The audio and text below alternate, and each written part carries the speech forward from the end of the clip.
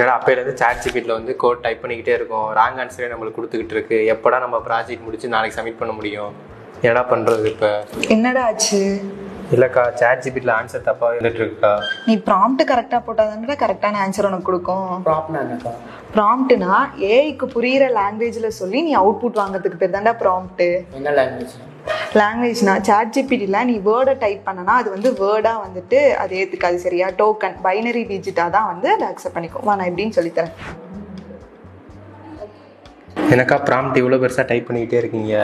அது ஒன்றும் இல்லைடா, ப்ராம்ப்ட்டுக்குன்னு ஒரு ஸ்ட்ரக்சர் இருக்குது, சரியா? இப்போ நீ வந்து கோடிங் தானே போடுற, ChatGPTயை நீ வந்து ஒரு கோடராக வந்துட்டு அவனுக்கும் ஒரு ரோல் கொடுத்துட்ற, சரியா? அடுத்து வந்து உனக்கு என்ன வேணும், அது எப்படி வேணும் அப்படின்னு சொல்லி நீ கொடுக்கணும். அடுத்ததில் வந்துட்டு கான்டெக்ஸ்ட் கொடுத்துட்டு போட்டேன்னா உனக்கு கரெக்டான ஆன்சர் வந்துடும், சரியா? இது என்ன லைனுக்கா அந்த இதில்? அது என்னன்னா, இந்த மாதிரிலாம் கொடுத்தனா இதை வந்து என்னன்னு சொல்லுவாங்கன்னா தாட்ஃபுல் அப்ரோச் அப்படின்னு சொல்லுவாங்க, சரியா? தாட்ஃபுல் அப்ரோச்னா நீ என்ன கேட்குறியோ அதுக்கேற்ற மாதிரி உனக்கு அதோட கட் ஷார்ட் பண்ணி உனக்கு தேவையான ஆன்சர் மட்டும் கொடுக்கும். கீழே பார்த்தியா, நான் வில் கிவ் யூ $100 அப்படின்னு சொல்லி போட்டிருக்கேன்னா, இந்த மாதிரிலாம் நீ கொடுத்தேன்னு வையேன், அது வந்து அது சேலஞ்சாக எடுத்துக்கிட்டு உனக்கு வந்து ஹை அக்யூரசி ஆன்சரை வந்துட்டு உனக்கு கொடுக்கும். அவ்வளோதான் ப்ராம்ப்ட்.